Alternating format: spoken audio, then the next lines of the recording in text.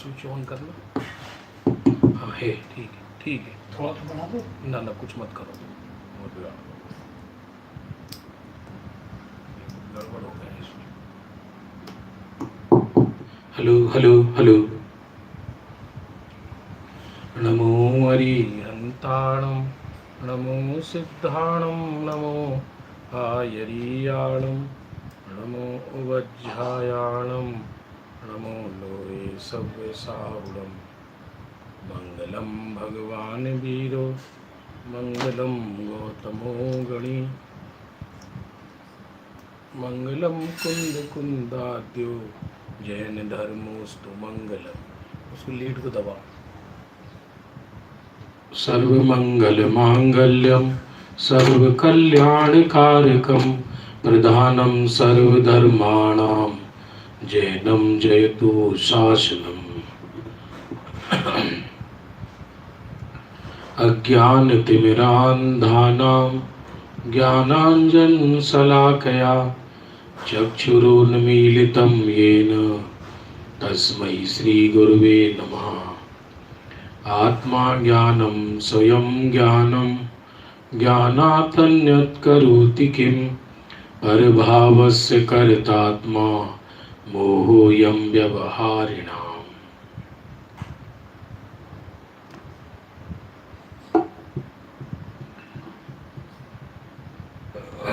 बंधु, प्रातःकाल की स्वाध्याय का समय हो चुका है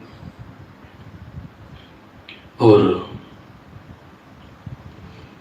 द्रव्य दृष्टि प्रकाश में सौगानी जी की दृष्टि प्रधान आध्यात्मिक बोल चल रहे हैं। बहुत ही अद्भुत हैं।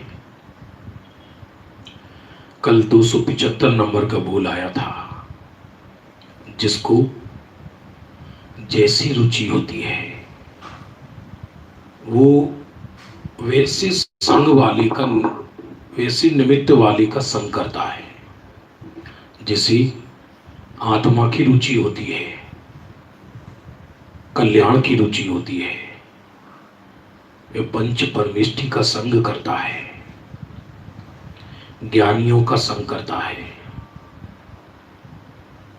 जिसे विषय कसाय जगत की रुचि है, वे वैसे लोगों की संगति करता है। और ये भी नियम है, फिर वे वैसे ही संसार में परिभ्रमण करता है। बहुत लंबा,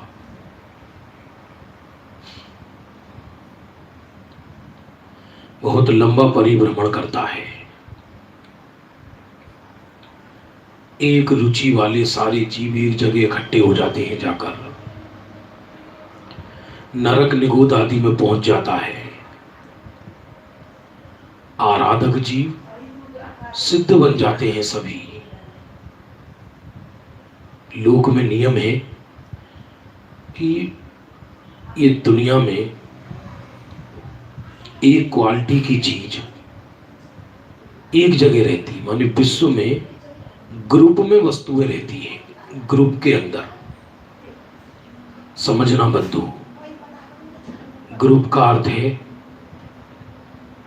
देखो सारा कोयला एक जगह निकलता है, सारा खारा पानी समुद्र में है, सारे गोरे लोग यूरोप में हैं, मध्यम रंग वाले भारत में हैं, सिद्ध सारे ऊपर हैं, नार की सारे नीचे हैं। तो हर चीज एक जाति की, एक क्वालिटी वाली चीज एक साथ रहती है ग्रुप में। कचरा कचरे को खींचता है, धन धन को खींचता है, मूर्ख मूर्ख को खींचता है। समझ में आ रहा होगा। घर के बाहर कचरा डाल दो, शाम तक ढेर इकट्ठा हो जाएगा। कचरा कचरे को खींचता है। पानी पानी को खींचता है। जल निकलता हिमालय से और समुद्र में जाकर इकट्ठा हो जाता है। सारी राशि वही इकट्ठी हो जाती है जाकर। वैसे ही ज्ञानी ज्ञानी को खींचता है, मूर्ख मूर्ख को खींचता है। ज्ञानी की जाति परिवर्तित हो जाती है, सिद्धों से उसकी जाति मिलने लगती है, सिद्धों से उसकी जाति मिलने लगती है।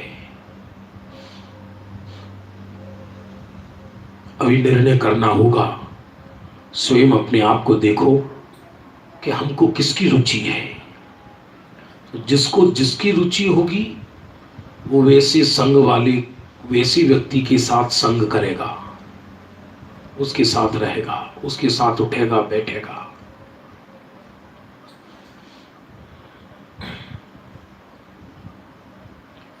कभी कभी ऐसा देखा जाता है कि हम चर्चा तो शुद्धात्मा की करते हैं और मित्र हमारे सप्त व्यसन में पारंगत हैं। ऐसे ऐसे मित्र हैं कि जो सातों सातों व्यसन में आकंठ डूबे हैं। क्या मतलब? जब जिनेश्वर के मार्ग में आ गए तो ऐसे लोगों की संगति कैसे है कि जो रात्रि में भोजन करते हैं। उनके कोई तिरस्कार की बात नहीं चल रही, बात ये चल रही है जिसको जैसी रुचि होती है तो वो वैसे ही निमित्त में रहता है जिससे उसके विषय की पुष्टि हो। ये नियम है, नीति है ये।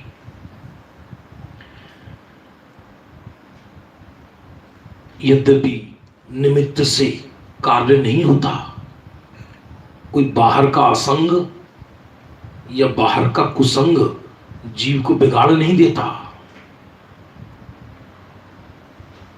जो नाभि से ही खारा हो, कोई सत्संग से व्यक्ति सुधर जाए ऐसा भी नहीं है। हजारों मीठी नदियां समुद्र में जाकर मिलती हैं, समुद्र खारा का खारा ही रहता है। जो नाभि से ही बिगड़ा है उसे कौन सुधारे। तथापि ये व्यवहार का कथन है, जिसको जैसी रुचि होती है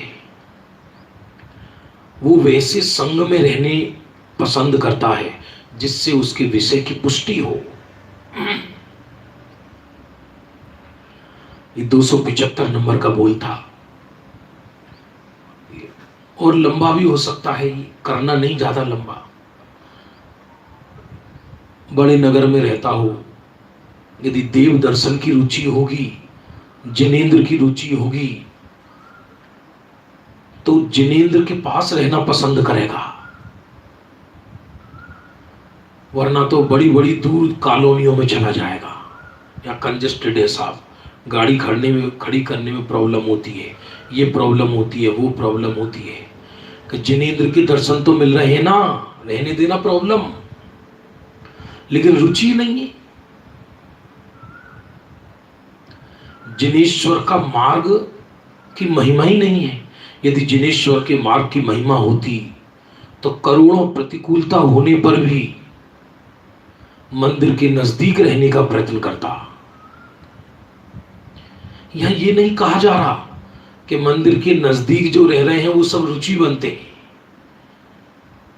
बात एग्जाम्पल है, जिसको जैसी रुचि होती है वह अपने रस को पुष्ट करने वाले निमित्त के बीच रहने की कोशिश करता है। बंधुओं, बहुत बात समझने की है। चलिए 276 नंबर का बोल प्रारंभ करते हैं। बहुत अच्छा बोल है, गजब का बोल है।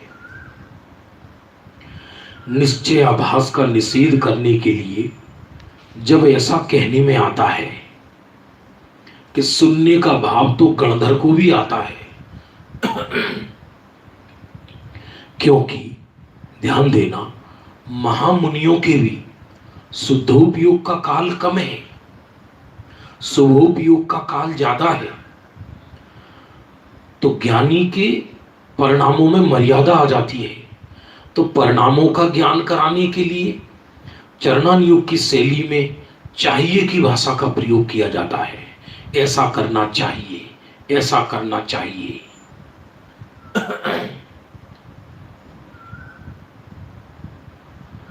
सुनने का भाव तो गणधर को भी आता है।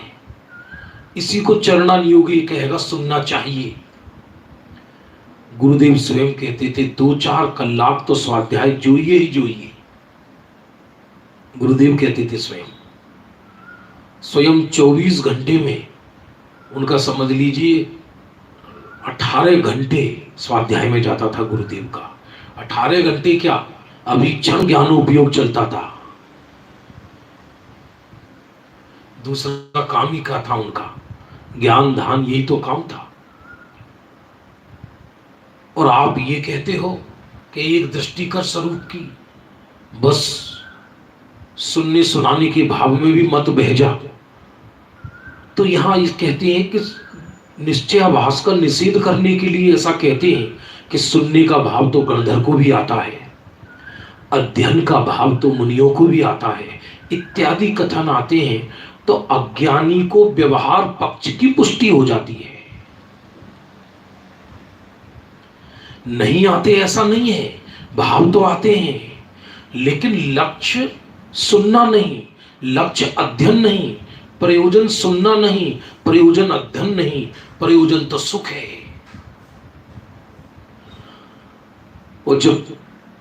और उस सुख के प्रयोजन की सिद्धि आत्मदृष्टि से होती है, स्वरूप पर दृष्टि करने से होती है। यह भी चरणान योग की भाषा है।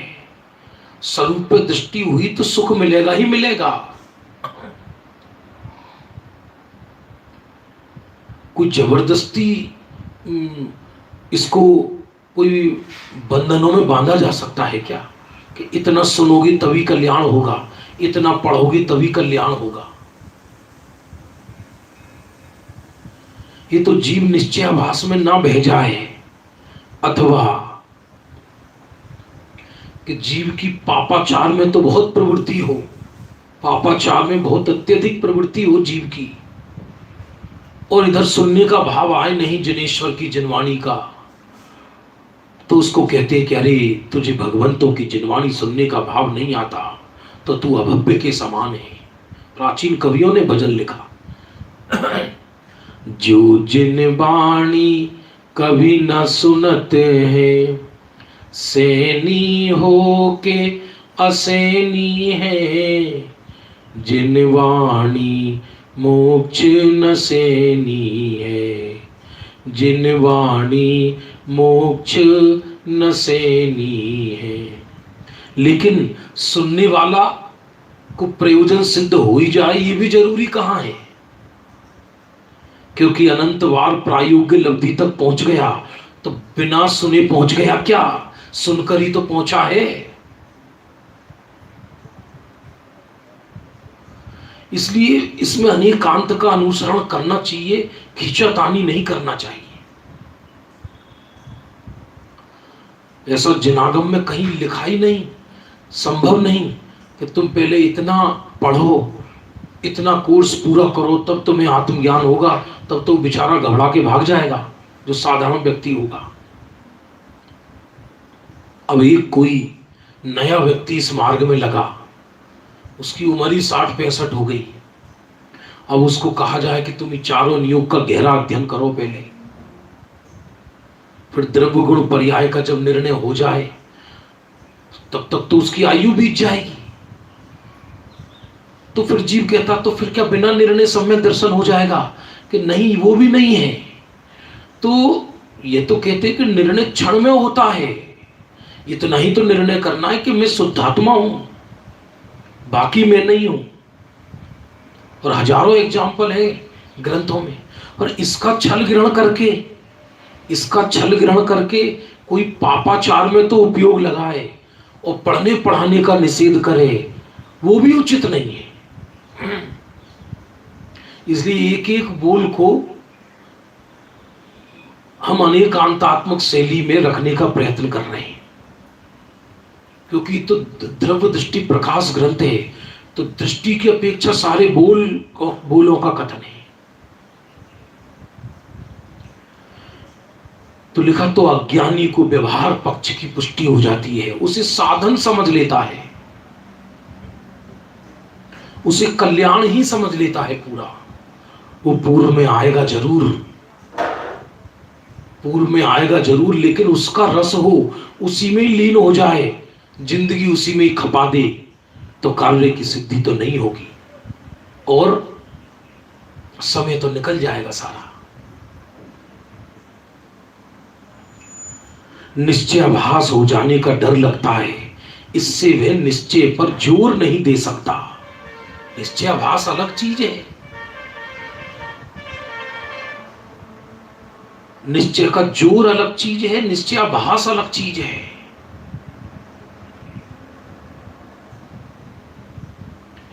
व्यवहार में खिंच जाता है, राग में आदर भाव रह जाता है। राग आना अलग चीज है, पढ़ने पढ़ाने का साधना का भाव बीच में आना अलग चीज है, उसकी महिमा आकर उसमें एकत्व हो जाना अलग चीज है, उसी में संतुष्ट हो जाना अलग चीज है।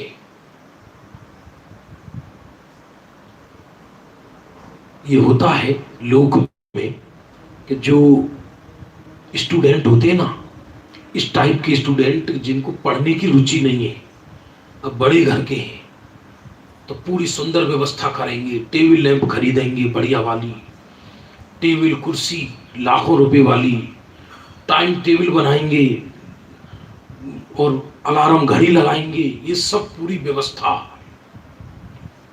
करेंगे। लेकिन जैसे ही पढ़ने का समय आया, पढ़ने का काल आया, पढ़ने का समय आया, तत्काल सोचेंगे आज तो शनिवार है, सोमवार से शुरू करेंगे। ये साइकोलॉजी है। जब सोमवार आया, फिर बैठा, फिर सब तैयारी की, सब खोला, सब कुछ किया, तो प्रमाद आने लगा। सारी तैयारी करता है लेकिन अंदर मुख्य कार्य रह जाता है।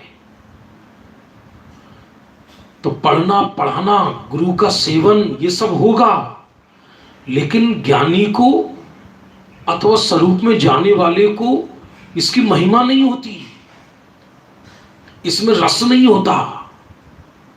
ये तो अलग अलग तरह के जीव हैं, किसी को अधिक सुनकर भी कल्याण नहीं होता, किसी को अल्प सुनकर भी हो जाता है।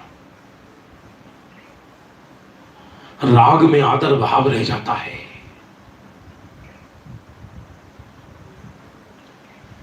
इतनी तैयारी करे, बारात की सजावट करे, करोड़ों खर्च करे, कन्या वाला, लड़की वाला, और बर की खोज ही नहीं हुई, करेगा क्या? सारा श्रम निरर्थक चला जाता है। बहिर्लक्षी उपयोग में सारा श्रम निरर्थक चला जाता है। होगा काम उस चिंतन मनन के ही अंदर, जिनेश्वर की वाणी, क्योंकि ये भी आया ग्रंथों में लिखा कि जो जिन वचनों में रमण करते हैं उनके मोह का नाश होता है। अब कैसे समझ में आए बात? तो जिन वचनों में, अर्थात जिन वचन में आत्मा ही कल्याण का कारण है, उस पर दृष्टि कर, ऐसा कहा जिनेंद्र ने। तो जिन वचन में रमण करने पर, अर्थात जिनेंद्र के वाच्य भगवान आत्मा में रमण करने पर, जिनेंद्र के वचन में रमण करना, अर्थात जिनेंद्र के वचन ने आत्मा को महिमाशील बताया है। आत्मा को माने मुझको महिमाशील बताया है। उसमें रमण करने से तेरे मोह का नाश होगा। रमण करने से, अर्थात रमण करने से, अर्थात दृष्टि स्वीकार करती है मैं शुद्ध आत्मा हूं। इसलिए अब देखो, पद्मनंदी पंचविंशता तो चरणा नियोग का ग्रंथ है, और उसमें ऐसा तक लिख दिया, जिनकी बुद्धि जिन वाणी में विचरती है। अपन तो कहने में डर लगे, लेकिन ये उनके लिए लिख दिया कि जो अकेले पढ़ते ही रहते हैं, स्वरूप में जाने का प्रयत्न नहीं करते।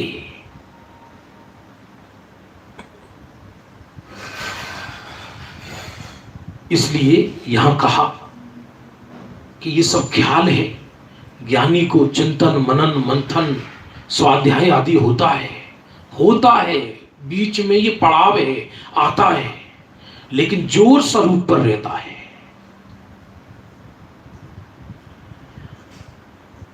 कहीं राग में आदर भाव रह गया, किसी क्रिया विशेष में आदर भाव रह गया, तो स्वरूप की प्राप्ति नहीं हो पाती। 277 नंबर का बोल प्रारंभ होता है, मैं ऐसा पदार्थ हूं कि मेरे में भय का प्रवेश ही नहीं हो सकता। फिर भय किस विषय का?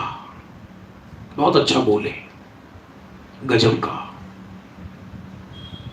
मैं ऐसा पदार्थ हूं, मेरे में भय का प्रवेश ही नहीं हो सकता, तो फिर भय किस विषय का? ज्ञानी को सप्त भय नहीं होते। वर्णन आता ना ग्रंथों में, ज्ञानी को सप्त भय नहीं होते। कोई भी भय नहीं होता। सप्त तो कहने की चीज है। काई का भय, बहुत सुंदर भजन है। हमको कछु भय नारे, जान लियो संसार। हमको कछु भय नारे, जान लियो संसार। जो निगोद में सो ही मुझ में, सो ही मोक्ष मझार। हमको कछु भय नारे, जान लियो संसार। हमको कछु भय नारे, हमने संसार को जान लिया। हमको तो कुछ भय ही नहीं है, क्योंकि जो निगोद में है वो ही मुझ में है, वो ही सिद्धो मझार है। द्रव्य दृष्टि है, द्रव्य दृष्टि करा रहे। काय का भय? पर्याय परिवर्तित होगी, चोला बदलेगा। ऐसे ऐसे गजब के बोल है कि व्यक्ति को उमंग आ जाए, शोक चला जाए उसका सारा का सारा। वज्र जैसी प्रतिकूलता आ पड़े, सर पे तीनों लोग गिर जाएं, तो भी मन में खेद उत्पन्न ना हो।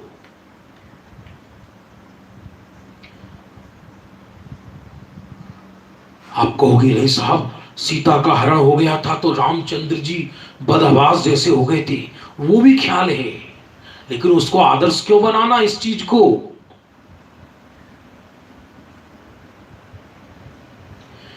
बाहर में, लेकिन अंदर से निर्भय है। अंदर से चिन्ह मूरत द्रगधारी की मोहे, रीत लगते है अटापटी।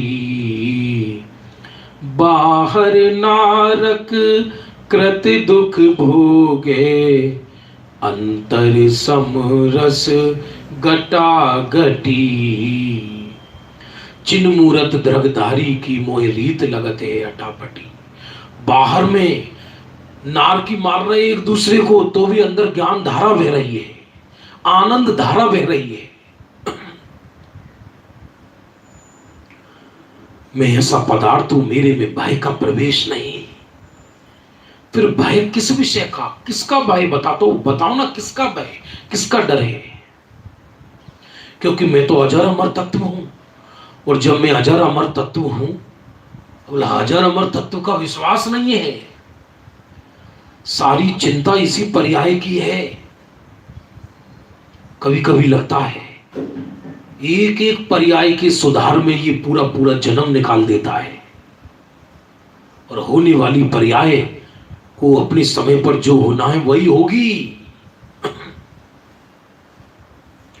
टूडरमल जी ने लिखा, वर्तमान पर्याय का ही प्रयत्न करते देखा जाता है। 4-5 महीने के लॉकडाउन क्या लगे? सुनो सुनो सुनो, व्यक्ति ऊपर से नीचे हो गया, घबराने लगा। क्या होगा? होगा क्या? तैयार रहना चाहिए हर परिस्थिति के लिए। देह त्याग के लिए हमेशा तैयार रहना चाहिए, और देह तो छूटी हुई है। ज्ञानी तो परिणाम मात्र से दृष्टि हटा चुके, तो फिर देह की बात ही क्या है? देह की बात ही क्या है? फिर वो कैसा अवसर होता होगा? विचार करना, विचार करना। ऐसा माना जाता है छठे काल के अंत में प्रलय आती है। तिल्लो परिणति ग्रंथ में आता है। तो पूरा आर्यखंड, आर्यखंड में सब आ गया। ये भारत, ये जो 6 महाद्वीप है, सारे के सारे आ गए ये आर्यखंड के अंदर। ये सब जलमग्न हो जाते हैं, सब डूब जाता है, कुछ नहीं बचता। लेकिन उस समय विजयार्ध पर्वत की गुफाओं में, विजयार्ध पर्वत की गुफाओं में कुछ भद्र परिणामी जीवों को, क्योंकि उस समय सम्यक दृष्टि तो होती नहीं, भद्र परिणामी जीवों को देवता गण सुरक्षित रख देते हैं। जरा मेंटली कल्पना करके देखो, मेंटली कल्पना करके कि पूरा विश्व डूब गया हो और अकेला जल ही नहीं, जहर की बारिश होती है। वो जल इतना गर्म होता है कि उंगली डालो तो गलकर उसी समय जल के बह जाए, ऐसी, क्योंकि आग की बारिश होती है। तो उस समय क्या गुजरता होगा? उन्हीं के सामने पूरी दुनिया भस्म हुई। तो धर्म की महिमा आती है। वो देवता बताते हैं कि तुम अपने पूर्व जन्म में आराधना के प्रताप से बच गए। और चरणान योग में धर्म बुद्धि को भी आराधना कह देते हैं। 72 जोड़े बसते मात्र स्त्री पुरुषों के। फिर उनसे पुनः परंपरा चलती है भरत क्षेत्र में, फिर भी निर्भय। और वो प्रलय का जल समेत शिखर के पर्वत को टच करके वापस आ जाता है। शाश्वत भूमि है ना। ये तो हम ये उदाहरण दे रहे हैं कि काहे का भय? आखिर जब मैं ऐसा पदार्थ हूं अचल, तो मेरे में भय का प्रवेश नहीं हो सकता। अभी कहने की बात नहीं है, कहें हम कितना भी, लेकिन अंदर में भय नहीं जाता, व्यक्ति को डर लगता है।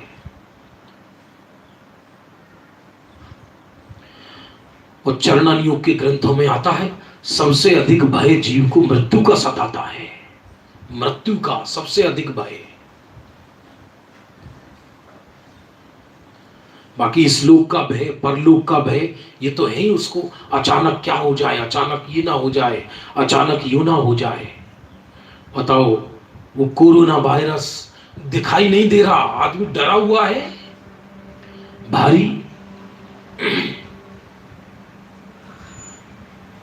जब मेरे अंदर भय का ही प्रवेश नहीं, तो फिर किस विषय का भय बताना? फिर भी भय है तो पर्याय बुद्धि है उसकी। वो अपने को पर्याय रूप समझता है। ये 10 प्राणों को प्राण समझता है, ये मिट्टी के घरों को घर समझता है, इसको अपना संसार समझता है, इसमें एकत्व हो जाता है। तो इसलिए एक मानसिक मेंटली कल्पना होती है। जिनकी आयु बढ़ती जाती है ना, उनकी एक मेंटली कल्पना होती है अपना घरा भरा पूरा परिवार अच्छा चलता रहे, अच्छा चलता रहे, सब बढ़िया सुख शांति से, सुख शांति से। ये अज्ञान है, ये अज्ञान भारी। तेरा परिवार है ये, मिट्टी के घरौंदे।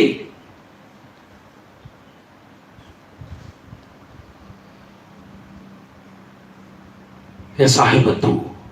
277 नंबर बोल, एक एक बोल अद्भुत है। किसका भय? एक समय ऐसा भी आएगा, हम क्यों ऐसी कल्पना करें, लेकिन आएगा। वो भी हो सकता है यदि कोई किसी पर, आज तो विश्व की व्यवस्था चल रही है, कोई किसी पर परमाणु बम पटक दे, उस समय मानो क्या होगा? कल्पना करो, कल्पना करो। अभी छोटी सी चीज से घबराता है, बिल्डिंगें ताश के पत्ते की तरह नीचे गिरती हैं भूकंप आदि में, चारों तरफ आग ही आग, ईंट पत्थर लिक्विड की तरह बह जाते हैं, इतनी आग निकलती है उसमें से। ऐसे समय में क्या होगा, होता क्या, अब हम अमर भय ना मरेंगे। अमर तो हुई, अमर की दृष्टि हो गई तो पर्याय में भी अमर हो गया। बहुत अद्भुत बोल है भाई, गजब की। 278 नंबर का बोल, सम्यक दृष्टि चक्रवर्ती को लोग यों देखें कि ये 6 खंड वाला है, परंतु उसकी दृष्टि तो अखंड पर है। गजब का बोल है 278। चक्रवर्ती को लोग 6 खंड वाला देखते हैं। मेरे को कभी कभी विचार आता है, चक्रवर्ती किस पुण्योदय से चक्रवर्ती बनता है। समझना बंद हो, किस कारण से वो चक्रवर्ती बनता है। तो कर्म का उदय है, चक्रवर्तित्व का नियोग है, ये विषय अलग है।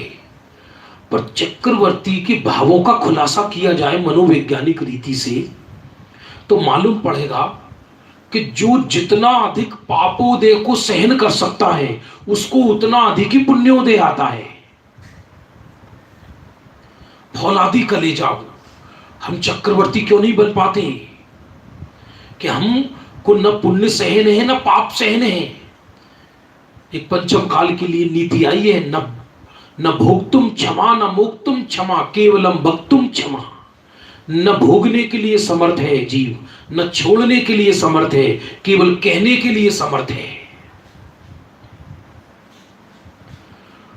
वो चक्रवर्ती को 6 खंड के उदय को भोग सकता है, माने उसका ज्ञाता रह सकता है, उसको छोड़ भी सकता है एक क्षण में, और वो भी कौवे की बीट के समान। छोड़ क्या सकता है, श्रद्धा में तो छूटा ही हुआ है। गुरुदेव के एक प्रवचन में ऐसा आया, अज्ञानी का त्याग अंतराय कर्म के उदय से होता है। हे अंतराय का उदय, उसके भाग में भोगना नहीं, उस पे त्याग का टोपा पहना दिया और सारी जिंदगी यही वृत्ति चलती है, मैं ये छोड़ चुका, मैं ये छोड़ चुका, मैं ये छोड़ चुका। तेरा था क्या जो छोड़ चुका। कल्लुकों में अपने घर की छत पे खड़ा होकर ये कहूं, जाओ मैं अमेरिका का त्याग करता हूं, जाओ मैं सूरज का त्याग करता हूं, मैं चंद्रमा का त्याग करता हूं। पागल है, जो मिट्टी की चीजें जो तेरी है ही नहीं स्वप्न में भी, उस चीज का तू त्याग करेगा क्या।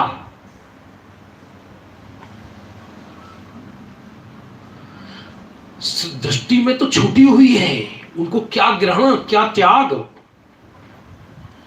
लेकिन नियोग ऐसा है चक्रवर्ती के कि वो चक्रवर्ती बने ही बने। लेकिन 6 खंड इसलिए देखा ये जाता है, जरूरी नहीं कि बाहर में दरिद्र दिखाई देने वाला या बाहर में वस्तुओं का त्याग करने वाला त्यागी हो, ही जरूरी नहीं। छोड़ दे और लिप्साएं पड़ी रहे अंदर। उनके आता है पुष्पडाल मुनिराज के साथ घटना घटी। पुष्पडाल और बाणी सेन मुनिराज, बाणी सेन मुनिराज से दीक्षा ले ली कारण पाकर, लेकिन काणी स्त्री से मोह नहीं टूटा। पुनः पुनः उसी गांव में, उसी नगर में, उसी मोहल्ले में आहार के लिए जाए बार बार। बारी सेन को समझ में आ गया मुनिराज को, इनकी दृष्टि कहीं अटकी है, तो उनको स्थितिकरण करना चाहा उनका। पूरी कथा है, कथा नहीं सुना रहा। लगता है हमको चक्रवर्ती 6 खंड, अरे एक अखंड पर भरतेश वैभव आदि में देखो, अरे अष्टमी चतुर्दशी को सामायिक कर रहे हैं चक्रवर्ती, सामायिक स्वरूप का भेदन करते हैं, शुद्धोपयोग करते हैं, युद्ध लड़ने जा रहे हैं। अब कथाएं तो कथाओं के ढंग से है। सेनापति कहता है महाराज चलो चलो निकलो, रथ पे सवार हो। बोले आप हो, हम आते हैं। कि प्रभु कर क्या रहे हो? कि अपना कार्य कर रहा हूं। ये महापुरुषों की अलग ही वृत्ति होती है। युद्ध के काल में भी स्वरूप दृष्टि नहीं छूटती, युद्ध के काल में भी स्वरूप की आराधना नहीं छूटती। हमें वो 6 खंड, तभी तो भरत जी अंतर मुहूर्त बाद ही केवल ज्ञान ले लिया। और उसे अतिशयोक्ति भाषा में कहते हैं कि भरत जी को कपड़े उतारते उतारते केवल ज्ञान हो गया। घर में ही बैरागी भरत जी, घर में ही बैरागी, घर में ही बैरागी भरत जी, घर में ही बैरागी। इसका छल ग्रहण करके कोई 6 खंडों को पृथ्वी पर इकट्ठा करे, ऐसा नहीं कह रहे। चक्रवर्ती लोग ये देखें कि 6 खंड वाला है, उसकी दृष्टि तो एक अखंड पर है। ज्ञानियों को इतने पुण्य उदय होने पर भी अत्यंत लिप्सा नहीं होती, अत्यंत आसक्ति नहीं होती। इसका एग्जाम्पल बताते हैं, आप जानते हो, भोग भूमि के जीव जो होते हैं, भोग भूमि के जीव, सुनना बंद हो, भोग भूमि में एक चक्रवर्ती से असंख्यात गुना इंद्रिय सुख माना है, कर्णन योग से। और बिल्कुल सही बात है ये, जितना इंद्रिय सुख चक्रवर्ती को होता है, उससे असंख्यात गुना इंद्रिय सुख भोग भूमि के युगलिया जीव को होता है। क्योंकि चक्रवर्ती का इंद्रिय सुख तो इंद्रिय में सुख है नहीं, समझाने के लिए चल रहा है। चक्रवर्ती का इंद्रिय सुख तो विघ्न सहित है, उसमें उनको श्रम करना पड़ा और एक का नाम मिटाकर अपना नाम लिखना पड़ा। तो काहे की विजय, जिसमें अपना नाम मिटा, दूसरे का नाम मिटा के अपना नाम लिखे। आज तुम दूसरे का नाम मिटा रहे हो, कल को कोई तुम्हारा नाम मिटाने वाला भी मिलेगा। इसलिए चक्रवर्ती के सुख को भी अंदर में चक्रवर्ती को संताप होता है विजय करने के बाद। अरे रे,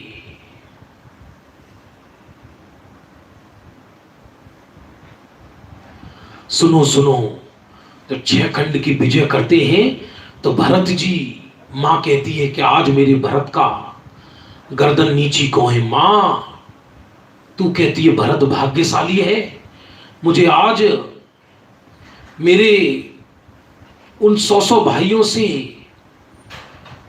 ईर्ष्या हो रही है जो भगवान की दिव्य ध्वनि सुन रहे हैं। मुझे उन भाइयों से ईर्ष्या हो रही है जो गणधर बन गए।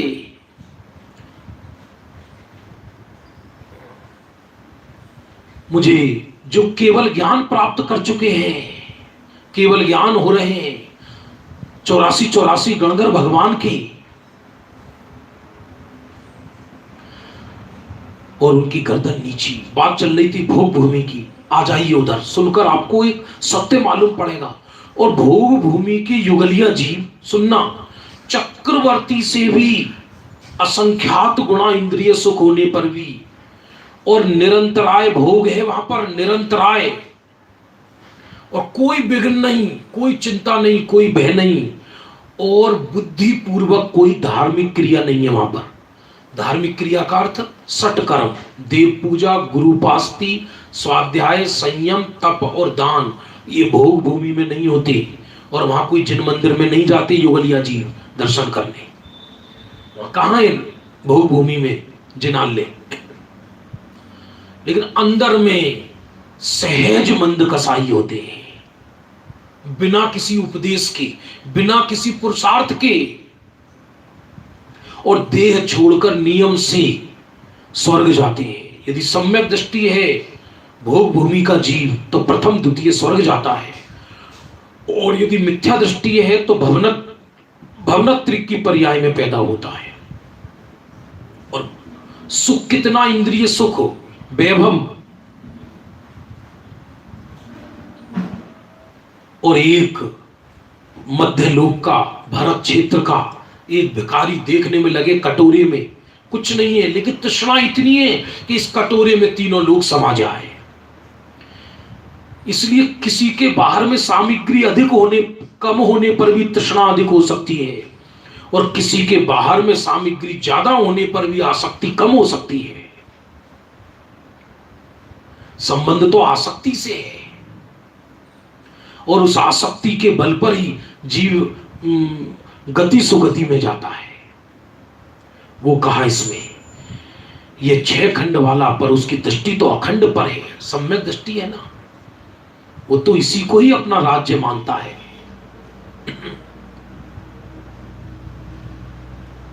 कितना गजब का बोल है। 279 नंबर बोल और अद्भुत है। मेरे से बोले आप हर बोल को कहते रहते हो अद्भुत, ऐसा ही है, हर बोल अद्भुत है। जरा सी भूल वह भी पूरी भूल है। 279, बस थोड़ी सी भूल रह गई, बस थोड़ी सी भूल रह गई है, बस थोड़ी सी भूल रह गई है। गजब है। आत्मदृष्टि नहीं हुई तो पूरी ही भूल है। बस प्रायोग्य लब्धि तक आ गया, करण लब्धि में आना है। अरे प्रायोग्य लब्धि तक अनंतवार पहुंच गया, अब अभ्य को हो जाती है। यम नियम संयम आप लियो, पुण्य त्याग विराग अथाय लियो। गजब का वो है ये बोल, श्रीमद जी का पद है ये। क्या नहीं किया आज तक इस जीव ने, और सबको गिनाया है। ऐसा नहीं है इसमें यम को, नियम वाले को, संयम वाले को, स्वाध्याय वाले को, तप वाले को, सबको। तदपि कछु हाथ हजू ना परो। जरा विचार करना, सुनो सुनो सुनो। आपने टिकट खरीदी ट्रेन की, सब कुछ खरीदा, ट्रेन में बैठकर, वो आजकल वो है नहीं, बढ़िया ट्रेनें चलती हैं। कोई बताती है अहमदाबाद से मुंबई, अभी तो कोरोना खा गया सबको, तो व्यक्ति सफर करता है। ये जीव कैसे कैसे पापों की कला में माहिर है। तो बढ़िया ट्रेन में फर्स्ट क्लास में रिजर्वेशन कराकर फिर उसमें बढ़िया भोजन बनवाता है कि भैया मस्ती से पाप करेंगे। धर्म दृष्टि है कहां। चलो जो भी है, फिर तैयारी करी पूरी और भोजन बनवाया, चलो भैया पिकनिक करने चल रहे हैं। एक ट्रेन चलती है राजस्थान में, दिल्ली से राजस्थान, पैलेस ऑन व्हील, अभी तो बंद है, पहिए पर महल, पूरी राजस्थान की यात्रा कराती है। सुनना, अब हुआ क्या कि सब कुछ तैयारी की, स्टेशन पर पहुंचे और ट्रेन छूट गई। अब वो क्या बोलता है, बस थोड़ी सी चूक गई। फिर अब प्रश्न है आपसे, थोड़ी सी चूक गई या पूरी चूक गई? थोड़ी सी चूक गई क्या होता है भाई? आधी चूक गई, माने आधी ट्रेन में तू आधा चला गया और आधी रह गई, ऐसा है क्या? भूल तो भूल है, यदि स्वरूप में नहीं गया, दृष्टि आत्मा की नहीं हुई तो पूरी ही भूल है। लिखा इसमें, जरा सी भूल वह भी पूरी भूल है। पर्याय ध्यान करने वाली है और मैं तो ध्यान के विषय भूत वस्तु हूं। पर्याय मेरा ध्यान करती है, मैं ध्यान करने वाला नहीं हूं। मैं ध्यान करूं इस बात में, और मैं ध्यान करने वाला नहीं, मैं तो ध्यान का विषय हूं, इस बात में जरा सा फेर लगता है, परंतु रात दिन बड़ा, रात दिन जैसा फेर है। गजब का बोल है ये, अद्भुत बोल है ये। बोल समझ में आ जाए तो अंतर्दृष्टि हो जाए। मुझे ध्यान करना है, मुझे ध्यान करना है। ध्यान बिना मैं आज तक अशुद्ध पड़ा हूं, ध्यान के बिना मैं दुखी हूं। ये तो ध्यान की दृष्टि हो गई। मैं ध्यान करता हूं और पर्याय ध्यान करती है मेरा। पर्याय मेरा ध्यान करे तो करे, मैं किसका करूं? ये बात में जरा सा अंतर नजर आता है। पर सोगानी जी साहिब कहते हैं, जरा सा अंतर नहीं, दिन रात जितना अंतर है। जिसकी द्रव्य दृष्टि हो गई, पर्याय मेरा ध्यान करे तो करे, मैं किसका ध्यान करूं? परिणाम मात्र से एकत्व हट गया। ध्यान में एकत्व नहीं है, ध्यान का ध्यान नहीं होता ज्ञानियों को, देह का ध्यान होता है। और स्वर क्या होते हैं कि अरे मैं तो शुद्धात्मा हूं। जोर ध्यान का नहीं, जोर स्वरूप का। और जब जोर स्वरूप का हो तो सहज ही ध्यान होता है। ध्यान के बिना जगत में कौन प्राणी है? एक भी प्राणी बिना ध्यान के नहीं है। ध्यान करना नहीं सीखना, ध्यान का ध्येय सीखना है। जिसको जिसकी महिमा होती है उसका ध्यान सहज ही चलता है। मुझे मेरा ध्यान करना है, आज मैं मेरा ध्यान करूंगा, आज मैं मेरा ध्यान करूंगा। तो ये तो ध्यान की महिमा आ गई। और वो भी किसको? जिसको कुध्यान चल रहा है। क्योंकि सम्यक ध्यान, धर्म ध्यान तो तब हो कि जब स्वरूप पे दृष्टि हो। एक बहुत सुंदर भजन आता है, वैसे वो ध्यान बिनस्वर में अविनस्वर। ध्यान तो बिनस्वर है, ध्यान तो क्षणिक पर्याय है। उपयोग स्वरूप में स्थिर हुआ अंतर मुहूर्त को उसको ध्यान कहते हैं। लेकिन किसका स्थिर होगा स्वरूप में उपयोग? कि जो ये मानेगा कि अरे मैं तो परम पदार्थ शाश्वत चैतन्य प्रभु विराजमान हूं, मुझे ध्यान व्यान नहीं करना, मैं तो ध्यान स्वरूप ही हूं, तो स्वयं उपयोग वहां चला जाएगा। त्रिकाल चैतन्य आत्मा ना किसी का ध्यान करता ना किसी का ज्ञान करता। ये तो सब पर्याय में होता है, स्वयं होता है। ये तो चरणन योग की शैली में अभेद कथन में ये कहा जाता है, आत्मा का ध्यान करो, आत्मा का ज्ञान करो। उपदेश शैली में ऐसा कहा जाता है। लेकिन आत्मा का ध्यान होता किसको है? कि जो ध्यान पर्याय से भी विरक्त हो जाए। पर्याय मेरा ध्यान करे तो करे, मैं किसका ध्यान करूं? वो चक्रवर्ती कैसा चक्रवर्ती जो अपने अधीनस्थ राजाओं का ध्यान करे। अरे वो नाराज ना हो जाए, ये नाराज ना हो जाए, ये राजा आया नहीं, ये राजा आया नहीं। कोई आत्मा को ध्यान की पर्याय को मनाना नहीं पड़ता कि तुम हमको जरा देख लो, तुम जरा हमारा ध्यान कर लो, अनादिकाल से हम ऐसे ही पड़े हैं। ऐसा नहीं है, ये विधि नहीं है।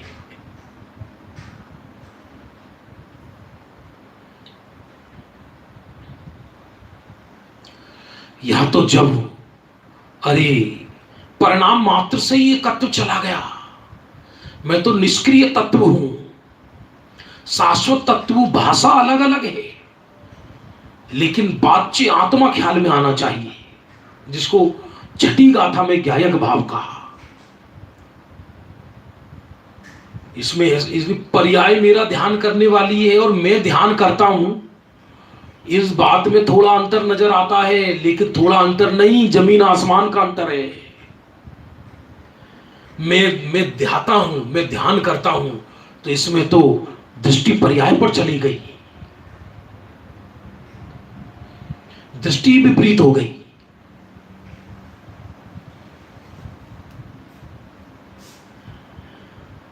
एक बोल और है 2 मिनट का, 1 मिनट का।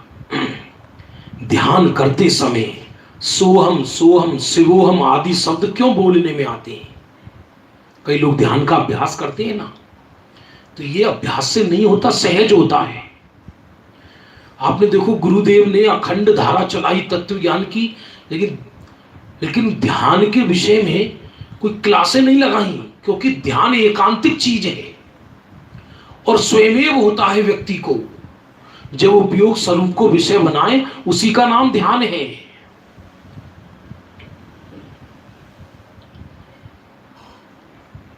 तो उत्तर दिया, यह तो सीधा ध्यान जम ना सके, तब इन शब्दों के द्वारा कसाय थोड़ा पतला पड़ता है। इसलिए क्योंकि ये ध्यान का काल नहीं है जिस समय ये सोहम सोहम कहता है, वो ध्यान का काल नहीं है, वो तो विकल्प का काल है। वहां ध्यान कहां है? लेकिन जब स्वरूप में नहीं गया तो उससे पहले सीधा ध्यान में न जम सके, तो इन शब्दों द्वारा कसाय थोड़ा पतला पड़ता है। मंद कसाय है ये, तो मंद कसाय। इसलिए जरूरी नहीं है शब्द बोले हर कोई। इसकी चर्चा विशेष कल करेंगे। कई लोगों को पीडीएफ के लिए मैसेज आ रहे हैं, तो आप मेरे व्हाट्सएप पर मैसेज लिखकर भेजना कि हमको पीडीएफ चाहिए इसका, तो उसी समय हम आपको पीडीएफ भेज देंगे। और बंधुओं, जिनको ग्रंथ चाहिए वो नरेश सौगानी जी से संपर्क कर सकते हैं, उनके पास हैं, मुंबई में ही रहते हैं, तो आपको भेज सकते हैं।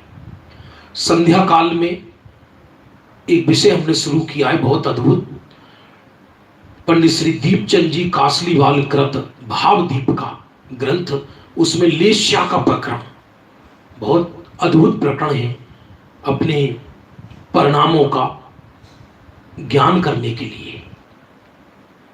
अब किसी से भी ले लेना हमारा नंबर, व्हाट्सएप नंबर पूछ रहे हैं नंबर आपको मिल जाएगा। निज निधि निज में बताई यह अनंत उपकार है, उसके लिए जिन वाणी माँ को वंदना सतवार है।